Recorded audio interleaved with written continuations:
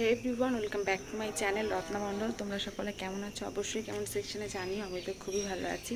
আর আজকে কিন্তু সকাল থেকে ভিডিওটা স্টার্ট করলাম। সারাটা দিন কী করব কি না করব সবটাই তোমাদের সঙ্গে শেয়ার করব। আর বুঝতেই পারছো, এত সকাল সকাল বেরিয়েছি মানে কোনো তো একটা ব্যাপার আছে। তো চলো ভিডিওটা স্কিপ না করে কন্টিনিউ করো। ফার্স্টেই আমরা অটো রিজার্ভ করে নিয়েছিলাম, অনেক আগের থেকেই বলা ছিল দাদাভাইকে, তার জন্য আমাদের অটোটা রিজার্ভ করেই যাচ্ছি।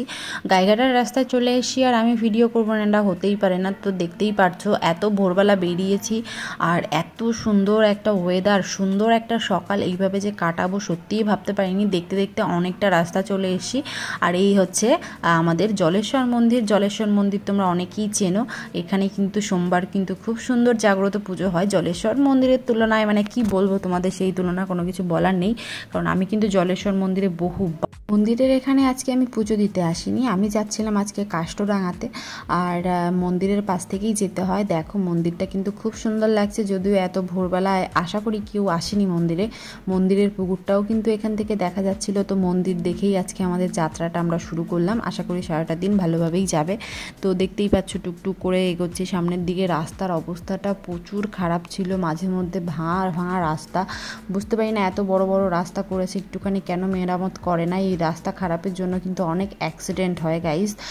সকাল সকাল এই কথাটা বলছি বলে খারাপ ভেবো না, কিন্তু সত্যি এই রাস্তার জন্য মেন অ্যাক্সিডেন্টগুলো হয় আর কি।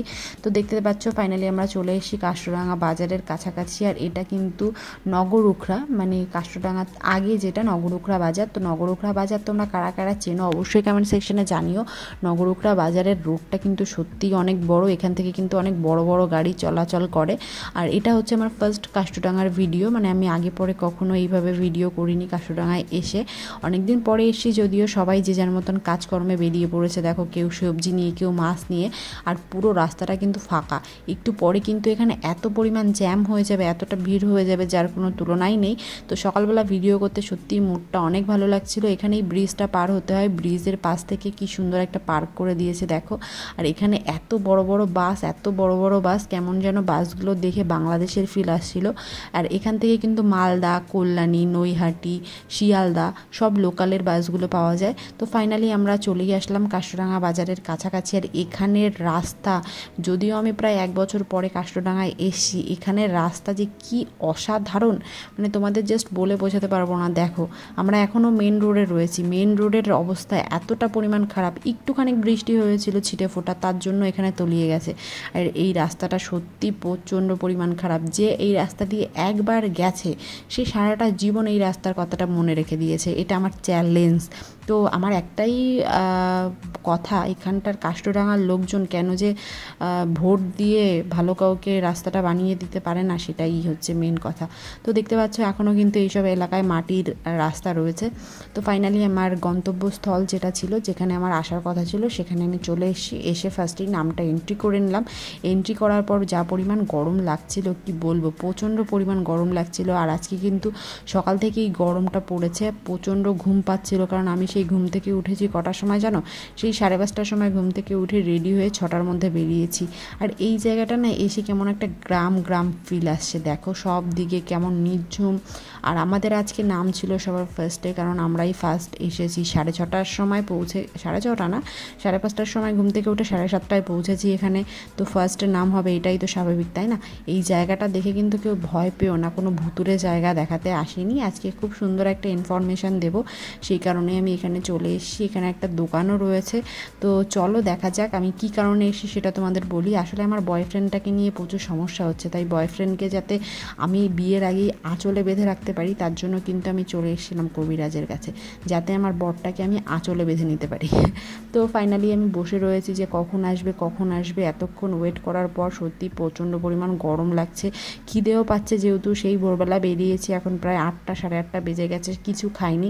তো ভাবলাম চলো একটু হাঁটা চলা করি, তাহলে যদি পেটটা ভরে। আর সকালবেলা আমার খিদেটা একটু বেশিই পায় কেন জানি। সকালবেলা এত পরিমাণ কেন খেতে ইচ্ছা করে ভগবান জানে। সারাদিনই খাই খাই করতে ইচ্ছা করে, কিন্তু সকালবেলার দিকটা আমার বেশি খিদে পায়। এর জন্য আমি সকালবেলা ঘুম থেকে উঠি না, একবারে দুপুরবেলার দিকে উঠি। তো ভাবলাম যাই দেখি সামনের দিকে যদি কোনো খাবারের দোকান পাই তো কিছু একটু খাবো। আর এখানে একটা দোকান রয়েছে, এই দোকানটা হয়তো দুপুরবেলার দিকে খোলে আর কি। তো এই কারণে আমার এতটা পরিমাণ খিদে পাচ্ছিল, সত্যি দেখো মুখ চোখ পুরো শুকিয়ে গেছে, গর্তর মধ্যে ঢুকে গেছে। আবার নাকি আমি জিম যাওয়ার চিন্তা ভাবনা করছি, ভগবান জানে।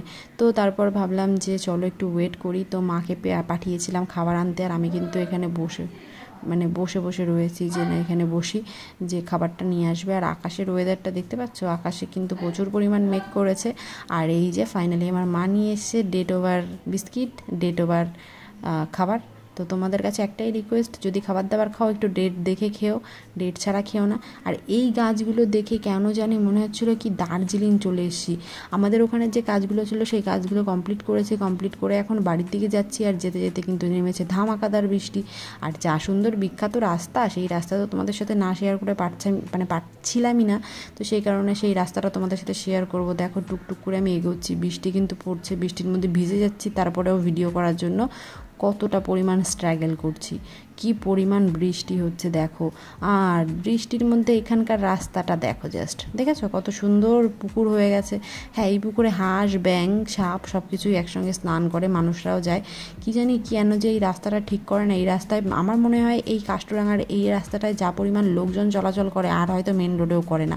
তো সেখানটার তুলনায় এই জায়গার রাস্তাগুলো তো ঠিক করতে পারে। প্রচুর পরিমাণ রাস্তা খারাপ। যদি কারোর হার্টের প্রবলেম থাকে, কোমরে ব্যথা থাকে, প্লিজ এই রাস্তায় তারা এসো না, কারণ এত পরিমাণ খারাপ রাস্তা। এখান থেকে আসলে তোমরা এমনি ডেড বডি হয়ে অথবা হসপিটালে ভর্তি হতে হবে, এমন অবস্থা হবে। প্রচুর সুস্থ মানুষ অসুস্থ হয়ে যায়, মানে বুঝতেই পারছো কতটা খারাপ রাস্তা আর কি।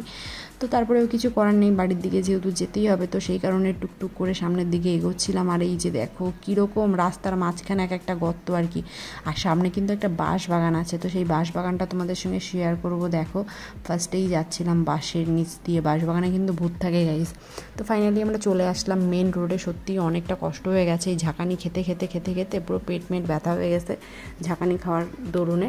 আর আমি কিন্তু এখন পুরো মেন রোডে চলে এসেছি। যেহেতু তখন খাবারটা ঠিকঠাক করে খেতে পারিনি, তো আমি ভাবছিলাম এখান থেকে একটু রুটি টুটি খাবো। তো দেখা যাক, আমার অনেক পুরনো একটা রুটির দোকান আছে, সেই দোকানটা আদৌ খোলা পাই কি না পাই। তো দেখতে দেখতে সেই দোকানটা পেয়ে গেলাম, এই যে মা তারা হোটেল। তোমরা যদি কখনো নগরুখরা আসো অবশ্যই এই দোকানের রুটিটা একবার হলেও ট্রাই করো। আমি এই নিয়ে সেকেন্ড টাইম খেলাম, এত সুন্দর করে তরকারিটা কি বলবো। খাওয়া দাওয়া কমপ্লিট করলাম, দেন আবারও উঠে পড়লাম অটোতে, কারণ এখন কিন্তু আমাদের বাড়ির দিকে যেতে হবে। তো চলো একবারে বাড়িতে যাওয়া যাক। আজকে আমি গেছিলাম কাষ্টরাঙাতে কেন গেছি সেই ভিডিওর ক্লিপগুলো তো তোমরা আগেই দেখে নিয়েছো। আর বাইরের অবস্থা কিন্তু প্রচুর পরিমাণ খারাপ। আমি বাড়িতে এসেছি তবুও প্রায় তখন কটা বাজে, 10:30টার মতন বাজে। আমি বাড়িতে এসেছি, আমার বাজারে একটু কাজ ছিল, সেগুলোও মিটিয়েছি। বাড়িতে আসার পরে তারপর আবার বাড়িতে চলে এসেছি 1:30টার মধ্যে আমি ঘুমিয়েছি। মানে বাড়িতে এসে আমি না খাওয়া দাওয়া করেছি না স্নান করেছি, সেই 1:30টার সময় ঘুমিয়েছি। 1:30টার সময় ঘুমানোর পর ঘুম থেকে উঠলাম এখন বাজে প্রায় 6টা। এই 6টার সময় আমি ঘুম থেকে উঠেছি গাইজ। মানে বুঝতে পারছো আমি কীরকম পরিমাণ ঘুমিয়েছি।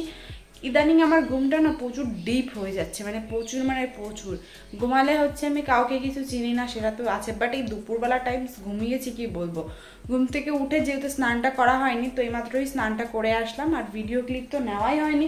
তো ভাবলাম তোমাদের সঙ্গে একটু শেয়ার করি যে আমার এই ব্যাড হ্যাবিটগুলো কী আর কি। তো এখন খাওয়া দাওয়া করতে হবে, কারণ সকালেও খাওয়া দাওয়া তেমন হয়নি, দুপুরেও হয়নি, এখন বিকেল হয়ে গেছে। কিছু করার নেই, এখন খাওয়া দাওয়াটা করতে হবে। আমার প্রচুর দুর্বল লাগছে। তো চলো যাই দেখি কি রান্না করেছে মা, সেটাই খেয়ে নিই।